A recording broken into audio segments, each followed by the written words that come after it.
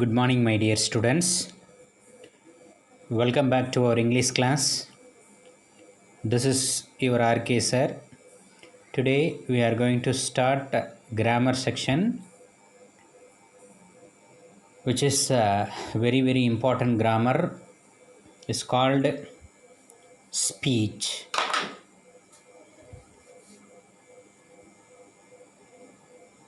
Speech. Right. In English, there are two types of speech. There are two types of speech. First of all, what is mean by speech அப்படின்னா பேசுறது இல்லையா? Right. அந்த பேசுகிறதுல ரெண்டு வகையான விஷயங்கள் இருக்குது. ஒன்று direct speech. One is called direct speech. another one is called indirect speech.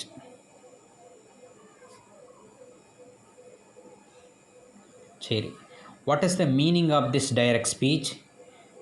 Direct ஸ்பீச்னா தமிழில் நம்ம பேசுகிறது, அதாவது நேர்கூற்றுன்னு சொல்கிறது இல்லையா? ரைட். இப்போ நேர்கூற்று அப்படின்னா நம்ம பேசுகிறது இல்லையா?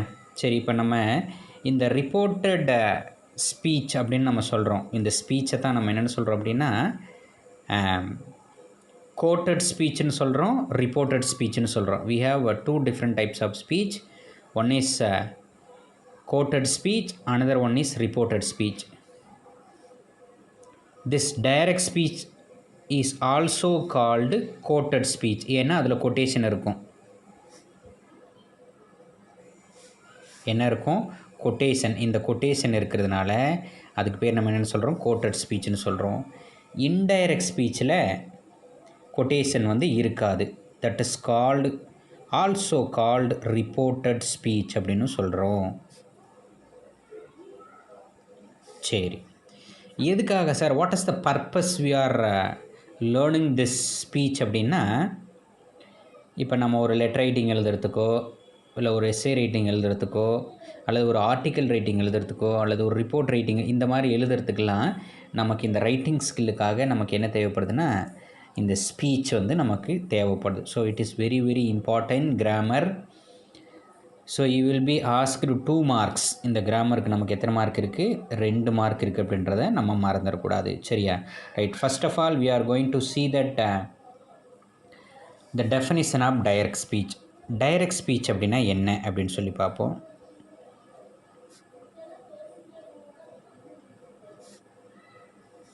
சரி, the actual words of the speaker. அதாவது ஒருத்தர் என்ன சொல்கிறாரோ அதை அப்படியே நம்ம சொல்கிறது. அவர் இதைத்தான் சொன்னார் அப்படின்றது. The actual words of the speaker is called direct speech.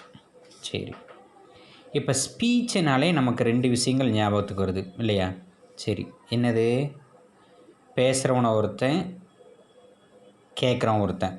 பேசுகிறவனுக்கு பேர் ஸ்பீக்கர்னு சொல்லுவோம். அதை கேட்குறவனுக்கு பேர் லிசனர்னு சொல்லுவோம்.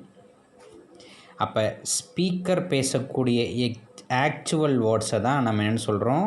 இந்த இடத்துல நம்ம எக்ஸாக்டாக டைரக்ட் ஸ்பீச்சுன்னு சொல்கிறோம். அதை கேட்டுக்கிட்டு நம்ம சொல்கிறோம் இல்லையா? நம்ம பேசுகிறத இன்னொருத்தன் கேட்குறான், அவன் லிசனர். சரி, இப்போ நம்ம பார்த்துட்டோம். For example,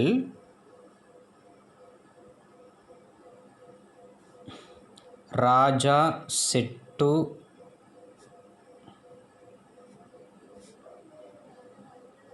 Kannan. ராஜா யார்கிட்ட சொல்கிறா? கண்ணன்ட்ட சொல்கிறா. இது டைரக்ட் ஸ்பீச் அப்படின்றதுனால கொட்டேஷனுக்குள்ளே வரணும். Also it is called quoted ஸ்பீச்சுன்னு சொல்லுவோம். ஐ ஆம் டாக்கிங் வித் ஹெர். நான் அவ கூட பேசிக்கிட்டு இருக்கேன்னு அர்த்தம். Once again I read this sentence. Raja set to Kannan ஐ ஆம் talking with her. Quotation complete பண்ணிடணும். பாருங்கள், கொட்டேஷன் ஸ்டார்ட் பண்ணி இங்கே ஒரு கமா கொடுத்து இங்கே ஒரு கொட்டேஷன் கம்ப்ளீட் பண்ணி ஃபுல் ஸ்டாப்பில் இருந்ததுன்னா அதுக்கு பேர் என்னென்னு அர்த்தம்?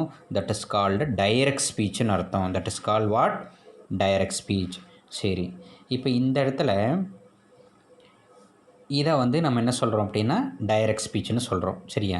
ஏன் இதை டைரக்ட் ஸ்பீச்சுன்னு சொல்கிறோம்? ராஜா கண்ணன் கிட்ட சொன்னான், அந்த சொல்லக்கூடிய ஆக்சுவல் வேர்ட்ஸை நம்ம அப்படியே என்ன பண்ணியிருக்கோம் அப்படின்னா எதுக்குள்ளே கொடுத்துருக்குறோம்? கொட்டேஷனுக்குள்ளே கொடுத்துருக்கோம் without changing. So this is called the direct speech.